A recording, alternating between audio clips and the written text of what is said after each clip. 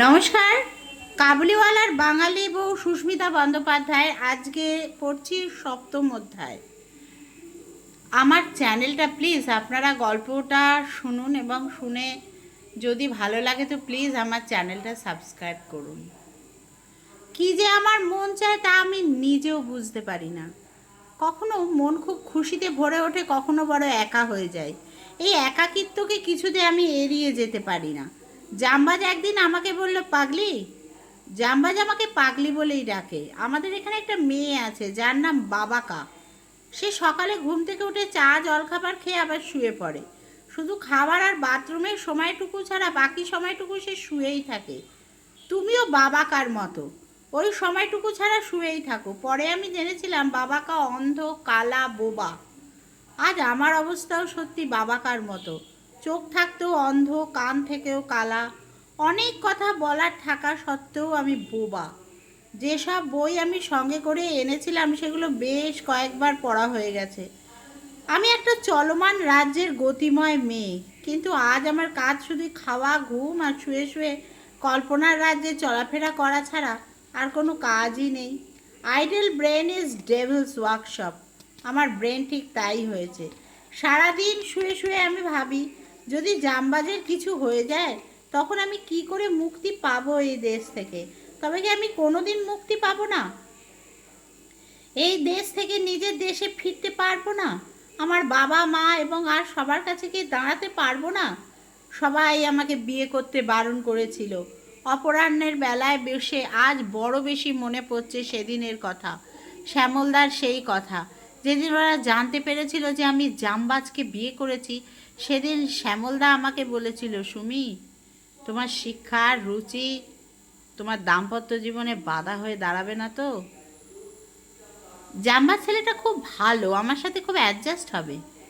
হলেই ভালো। তুমি যা উগ্র রাগী, কিছুদিন বাদে আবার পার্সোনালিটি ক্ল্যাশ না শুরু হয়। তারপর যেদিন শ্যামলদা শুনলো আমি কাবুলে যাচ্ছি, সেদিন বলেছিলেন, যাচ্ছ যাও, আমি বাধা দেব না, তবে যাওয়ার আগে ভেবেচিন্তে যাও। ওখানে তোমার জামবাজ ছাড়া আপন বলতে কিন্তু আর কেউ নেই। তোমার বিপদে আপদে কেউ পাশে এসে দাঁড়াবে না। জামবাজ কিন্তু ওই দেশেরই ছেলে, তার বাড়ির বা দেশের বিরুদ্ধে সে কিন্তু যাবে না।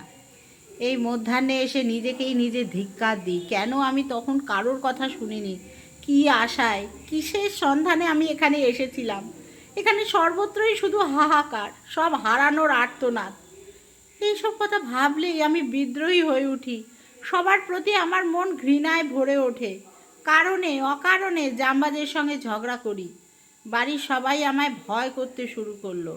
সবাই ভাবলো, শান্ত মেয়েটা হঠাৎ এত উগ্র হয়ে উঠল কী করে? জামবাজের ওপর আঘাতের পর আঘাত আনতে লাগলাম। ওকে একদিন বললাম, আমাকে এক্ষুনি দেশে নিয়ে যাবে কিনা বলো। জামবাজ চুপ করে আছে দেখে হিংস্র বাঘিনীর মতো ওর উপর ঝাঁপিয়ে পড়লাম। আঁচড়ে কামড়ে ওকে ক্ষত বিক্ষত করতে লাগলাম। আসাম চাচা ধরতে এসেছিল, তার জামা ধরে ছিঁড়ে দিলাম। কালানি সব বন্দুক নিয়ে এলাম। সবাইকে গুলি করে নিজের বুকেও গুলি চালাবো। জামবাজ আমার হাত থেকে বন্দুকটা কেড়ে নিল। আমি তখন ওর চুলের মুঠি ধরে মাটিতে চেপে ধরলাম। এবার ওর দুই ভাই ও আসাম চাচা আমাকে ছাড়াতে এলো। আসাম চাচা আমাকে চুল ধরে মাথাটা মাটির সঙ্গে চেপে ধরলো। আমার মুখ দিয়ে গোঙানি বেরোতে লাগলো। জামবাজ নিজেকে ঠিক করতে করতে আসাম চাচাকে বলল, আসাম, গোল পাগলিকে ছেড়ে দাও, ওর লাগছে, পাগলির গোঙানি বেরোচ্ছে, শুনতে পাচ্ছ না? পাগলির চুল ধরতে তোমাকে কে বলেছে? ওর অভ্যেস নেই অত্যাচার মারধর সহ্য করার। নিজের কানকে বিশ্বাস করতে পারছিলাম না। জামবাজের কথা শুনে আমি মাটির সাথে মিশে যেতে লাগলাম। যার ওপর এত অত্যাচার করলাম, কামড়ে রক্ত বার করে দিলাম, সে জামবাজ কিনা আমার যাতে ব্যথা না লাগে সেই জন্য এত অনুনয় করছে। আমি স্তম্ভিত, হতবাক, নিশ্চল। জামবাজের মুখের দিকে তাকিয়ে বসে রইলাম। আমার গাল বেয়ে জলের ধারা নেমে এলো। জামবাজ আমার মাথাটা নিজের কোলের ওপর রেখে হাত বোলাতে বোলাতে বলল, কেঁদো না পাগলি, আমি নিশ্চয়ই তোমার দেশে তোমাকে নিয়ে যাব। কারোর কথাই আমি শুনবো না। কেন তুমি কাঁদছো? যে যাই বলুক, কারোর কথাই তুমি বিশ্বাস করবে না। সারা বিশ্বে কি এতটুকু লুকোবার জায়গা নেই? এই লজ্জার হাত থেকে যদি নিজের মুখটা কোথাও লুকোতে পারতাম, তবে আমি যেন শান্তি পেতাম। কি অপরিসীম লজ্জা! লজ্জার হাত থেকে মুক্তি পেলাম না। দেখলাম জামবাজের হাত দাগড়া দাগড়া হয়ে ফুলে উঠেছে, ফোলা জায়গা দিয়ে চুইয়ে চুইয়ে রস বেরোচ্ছে, ক্ষতের চারপাশ নীল হয়ে গেছে। হাতের কবজিতে এমন কামড়েছিলাম যে সেই জায়গাটা থেকে রক্ত ঝরছে। মাথার চুল থোকা থোকা উঠে গিয়েছে। কি ভয়ঙ্কর, কি বীভৎস! তবু মানুষটা অবিচল। এত কষ্ট যন্ত্রণা সত্ত্বেও সে তার আদরের পাগলির কান্না সহ্য করতে পারল না। ভীষণ ভালো লোকটা। আমার শিক্ষা, আমার স্ট্যাটাস পারল কি আমাকে এই চরম লজ্জার হাত থেকে বাঁচাতে? কি হবে সেই শিক্ষা দিয়ে, যে শিক্ষা মুহূর্তে মাটির সঙ্গে মিশিয়ে দেয়? কি হবে স্ট্যাটাস দিয়ে, যে স্ট্যাটাস এই মানুষটার মনুষ্যত্বের কাছে হেরে যায়? এরপর আমার পরিবর্তন হলো। আমি ওদের সবার সঙ্গে মনে প্রাণে মিশে যেতে লাগলাম। আমাকে আগে যে যা বলেছিল সবাইকার সব কথা মিথ্যে মনে হলো। আমি সত্যিকারের একটা মানুষকেই আমার জীবন সঙ্গী রূপে পেয়েছি। আমি মনে মনে ভীষণ গর্ব অনুভব করতে লাগলাম যে এমন একটা মানুষের মতো মানুষ আমার স্বামী। সে সময় দেশের সর্বত্র মর্মান্তিক দারিদ্র্য। যারা কলকাতায় বা পাকিস্তানে ব্যবসা করে তাদের ব্যাপার আলাদা, কিন্তু এখানকার লোকেদের জীবনের দারিদ্র্যের যন্ত্রণা তো আছেই, তার সঙ্গে সংসারের জ্বালা। কাদির চাচার বাড়ি আমাদের বাড়ি থেকে হেঁটে 2 মিনিটের রাস্তা। তার 2 বিয়ে, দুজনেই বেঁচে আছে। প্রথম পক্ষের 1 মেয়ে 1 ছেলে, দ্বিতীয় পক্ষের 2 মেয়ে। কাদির চাচারা 3 ভাই, 3 ভাইয়ের বাবা একটাই, কিন্তু 3 জনের মা আলাদা।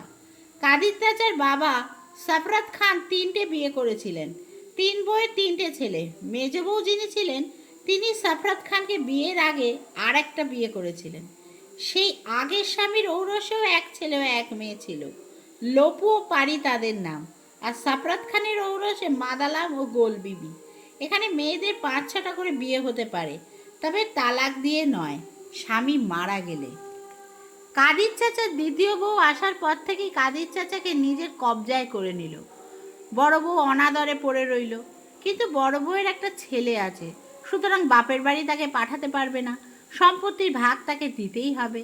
তাই একটা ঘর তাকে দিয়েছে। সেই ঘরে মা, ছেলে, ছেলের বউ, 2 নাতি নিয়ে তাদের সংসার। কাদির চাচা ও তার দ্বিতীয় বউ এবং 2 মেয়ে নিয়ে আরেক সংসার।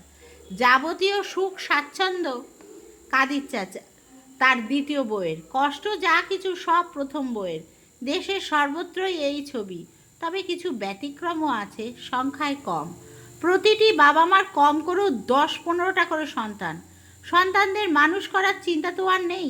2 বছর বয়স পর্যন্ত কোনো রকমে বড় করে দিতে পারলেই ছুটি। তারপর তো সব গরুর পাল। সকালে গোয়ালের দরজা খুলে গরুগুলোকে বাইরে বার করে দেয়। তারপর কোনো রকমে 1 মাজা রুটি করে রেখে দেবে, আর ওই মানুষ গরুগুলো সারাদিন ঘুরবে ফিরবে আর শুকনো রুটি খাবে। সন্ধে হলে আবার গোয়ালে ঢুকবে। এই হচ্ছে এখানকার শিশুদের বর্তমান ও ভবিষ্যৎ। মেয়েগুলো বড় হলেই তাদের বাবা ও মা বিয়ে দেওয়ার প্রহসন করে লাখ লাখ টাকা নিয়ে ছেলের বাড়িতে বিক্রি করে দেবে। কপাল ভালো হলে বর ভালো পাবে, নয়তো সব শেষ। আমাকে এদের এখানে সবাই কাফের বলে, হিন্দু বলে গালাগাল দেয়। আসাম চাচা আমাকে একদিন বলল, তুমি নামাজ পড়ো, নইলে কিন্তু তুমি জাহান্নামে যাবে। আমি তোমার হাতে জল পর্যন্ত খাবো না। আমি আসাম চাচার কথার উত্তর দেবার প্রয়োজন মনে করলাম না। এই ভেবে বেশ কিছুদিন কেটে গেল। এবার এলো রমজান মাস। বাড়ির সবাই রোজা রেখেছে, শুধু আমি ছাড়া। আমি যে রোজা রাখিনি সেটা আসাম চাচার কানে উঠল। তখন তিনি আমাকে বললেন, তোমরা হিন্দু, বাঙালি, কাফেরের জাত, তোমাদের ছায়া দেখলেও আমাদের গুনাহ হবে। জামবাজ একটা জানোয়ার, তা না হলে একটা বিধর্মী কাফেরকে কখনো বিয়ে করে? আমার সহ্যের সীমা ছাড়াতে লাগলো। গায়ের প্রত্যেকটা চুল খাড়া হলো। মনে মনে ভাবলাম, তোমাকে আজ আমি পরাস্ত করবই। তুমি শুধু আমাকে নয়, গোটা হিন্দু জাতটাকে গালাগাল দিচ্ছ। তুমি যদি আল্লাহর প্রেরিত হও, তবে আমিও তো আল্লাহরই সৃষ্টি। তাহলে কেন আমি দিনহীন হয়ে নতি স্বীকার করব? তাও আবার তোমার মতো একটা সামান্য মানুষের কাছে। অন্যায় আচরণের বিরুদ্ধে প্রতিবাদ করার অধিকার নিয়েই তো পৃথিবীতে এসেছি। সত্যিকারের ধর্ম কি তা জানি না, কিন্তু ধর্মের গোড়ামিতে আর জাতের নামে বজ্জাতিকে আমি মানি না। কিসে আছে ধর্মের যথার্থ আলো, তার হদিশ আমায় দিতে পারো? আমি নাস্তিক নয়, আমি বাস্তববাদী। আমি বিশ্বাস করি ঈশ্বরকে, ভালোবাসি মানুষকে, কিন্তু মনে করি মানুষের প্রতি মানুষের ভালোবাসার নামই ধর্ম। সংসারের প্রতি দায়িত্ব পালন করার নাম ধর্ম। আমি তো চুপ করেই ছিলাম, কিন্তু তোমরাই আমার মুখ খুলতে বাধ্য করলে। যখন বাধ্যই করলে তখন শোনো। আমি আসাম খানের সামনে গিয়ে দাঁড়ালাম, বললাম, চাচা, আমি তোমার ধর্মবিশ্বাসে আঘাত করতে চাই না, কিন্তু তুমি শুধু একা আমাকে নয়, যারা হিন্দু ধর্মে বিশ্বাসী তাদেরকেও অকথ্য ভাষায় গালাগালি দিচ্ছ। তুমি ভুলে গেলেও আমি ভুলতে পারি না, আমার শরীরের যে রক্ত, অস্থি, মজ্জা সবই ওই হিন্দু ধর্মে বিশ্বাসী একজন মানুষের দান। আর আমার হৃদয়ের ভালোবাসার চেতনা মুসলিম ধর্মে বিশ্বাসী এক মানুষের সৃষ্টি। তবুও আমি তোমার অসভ্য আচরণের জন্য নিরপেক্ষ বিচার করতে পারছি না। আসাম চাচা আর কিছু বলেনি, নিজের ঘরে চলে গেছে। একটা মূর্খ মানুষের মূর্খামি ভাঙার জন্যই আমি অনেক কথা তাকে বললাম। আর মনে মনে ভাবলাম, কি আছে ধর্মের মধ্যে? সবাই তো মানুষ, একই মানুষ। তবে কোথা থেকে এলো হিংস্র ধর্মরূপী মানুষ? ঈশ্বর আল্লাহ তো এই হিংস্র ধর্মকে সৃষ্টি করেননি। কে এই ধর্মকে জন্ম দিয়েছে? তার কি একটুও লজ্জা করছে না? ধর্মের দোহাই দিয়ে পৃথিবীতে আর কতদিন চলবে হিংসার এই ধ্বংসলীলা? 1992-তে বাবরি মসজিদ নিয়ে কত কাণ্ডটাই না হলো। গার্ডেন রিজ, মেটিয়াবুরু, স্টিলজলা, 4 নম্বর ব্রিজ, রাজাবাজার, আরও অনেক অনেক জায়গায় শয়ে শয়ে হিন্দু মুসলিমদের মারামারি কাটাকাটি হলো। রাস্তায় মিলিটারি টহল হলো, কারফিউ জারি হলো, ব্ল্যাক আউট হলো, সবই একটা মসজিদ ভাঙার ঘটনাকে কেন্দ্র করে। কিন্তু শেষ পর্যন্ত কি হলো? ধর্মের জিগির তুলে ধর্মকে আশ্রয় করে যারা ধর্মের নামে ভণ্ডামি করছে তাদের কি একটুও লজ্জা করে না? এই ধরনের ভণ্ডামি থেকে মানুষ কবে মুক্তি পাবে? যারা বাবরি মসজিদের ঘটনায় মারা গেল, তারা কি জীবন দিয়েও বাবরি মসজিদ নতুন করে বানাতে পারলো? এর নাম কি ধর্ম? ধর্মের যদি এই ভয়ঙ্কর রূপ হয়, তবে ধিক্কার সেই ভয়ঙ্কর ধর্মকে, আর ধিক্কার সেই ধর্মের পূজারীদের। ধর্ম ধর্ম করে যদি মৃত্যু হয়, তাহলে তথাকথিত ধর্মহীন বিধর্মী হয়ে বেঁচে থাকা কি সুন্দর নয়? আর একজন কট্টর মুসলিম হলেন গুলবাদিন হেকমতিয়ার, যিনি 1979 থেকে যুদ্ধ করে চলেছেন ডক্টর নাজিবুল্লাহ ও রাশিয়ানদের বিরুদ্ধে। গুলবাদিন হেকমতিয়ার হিজবি ইসলামী আফগানিস্তান পার্টির মাথা। বাইরের জগতে অবশ্য তার নাম ইঞ্জিনিয়ার গুলবাদিন হেকমতিয়ার। 1990-এর শেষে যখন নাজিব সরকারের পতন হলো, তখন সাময়িকভাবে 2 বছরের চুক্তিতে মুজাহিদ্দিন সাহেব গদিতে বসলেন। চুক্তির মেয়াদ শেষে আবার 2 বছরের চুক্তিতে এলেন রাব্বানি। কিন্তু 2 বছর পেরিয়ে যাওয়ার পরও রাব্বানি গদি ছাড়লেন না। তখন গুলবাদিন যুদ্ধ শুরু করলেন। সে কি তাণ্ডব! আমাদের গ্রাম থেকেও প্রচুর ছেলে তুলে নিয়ে গেল যুদ্ধের জন্য। আমরা আমাদের বাড়ির ছেলেকে পাকিস্তানে পাঠিয়ে দিলাম। বাতাসি চাচির ভাই আয়ুব মারা গেল। রহমত, যার মাত্র 2 মাস বিয়ে হয়েছে, যুদ্ধে গিয়ে শহীদ হলো। রহিম খান, দৌলত খান, আবদুল্লাহ খান, বসির খান, ইসলাম, সাত্তার, বিসমিল্লা, রশিদ, গুল খান, সুলতান, এরা সবাই গুলবাদিনের যুদ্ধে শহীদ হলো। গুলবাদিনের প্রধান ঘাঁটি ছিল চারাশিয়া। এই চারাশিয়া থেকে কাবুল মাত্র 8 ঘন্টার পথ। সাধারণ মানুষ কিছুদিনের জন্য একটু হাঁপ ছেড়ে বেঁচেছিল। মুজাহিদ্দিন সরকারের সময় সাময়িকভাবে কিছুদিন যুদ্ধ বন্ধ ছিল, কিন্তু হঠাৎ আকাশে আবার কালো মেঘ ঘনিয়ে এলো।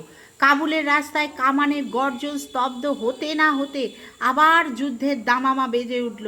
এই যুদ্ধ রাশিয়ানদের বিরুদ্ধে বা নাজিবের বিরুদ্ধে নয়, এক মুসলিমের সঙ্গে অন্য মুসলিমের। শুরু হলো গৃহযুদ্ধ।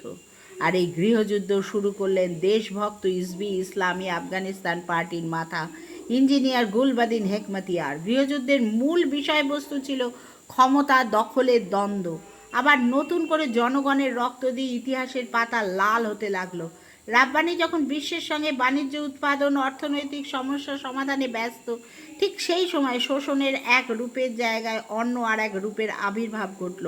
আবার রাষ্ট্রযন্ত্রের ভাঙন সূচনা করলো এই গৃহযুদ্ধ।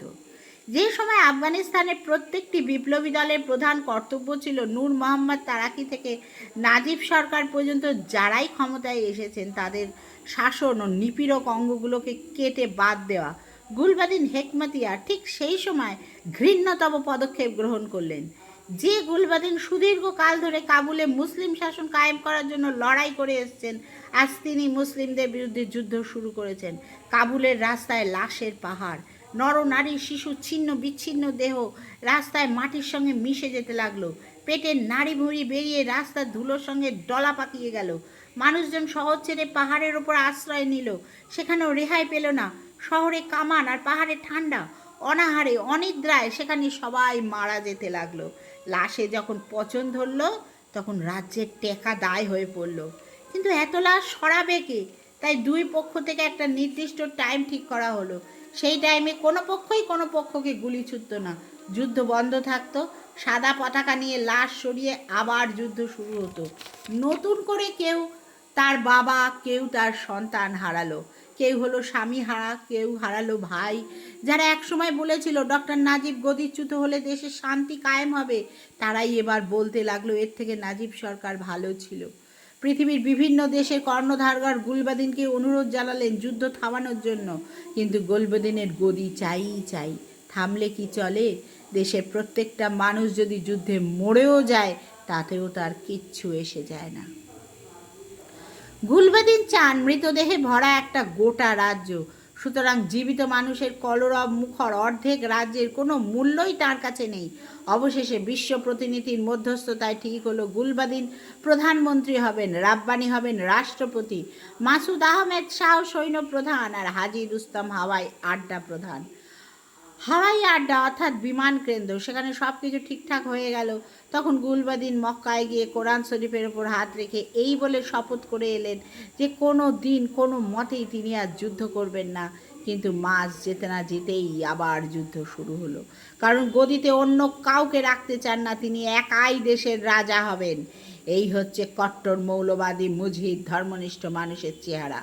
আজ আফগানিস্তানে পবিত্র ইসলামের নামে যে ত্রাসের রাজত্ব চলছে তার নেতৃত্বে আছেন ইঞ্জিনিয়ার গুলবাদিন হেকমতিয়ার, যিনি নাকি দেশে মুসলিম শাসন কায়েম করার জন্য ৭৯ থেকে ক্রুসেড চালিয়ে যাচ্ছেন।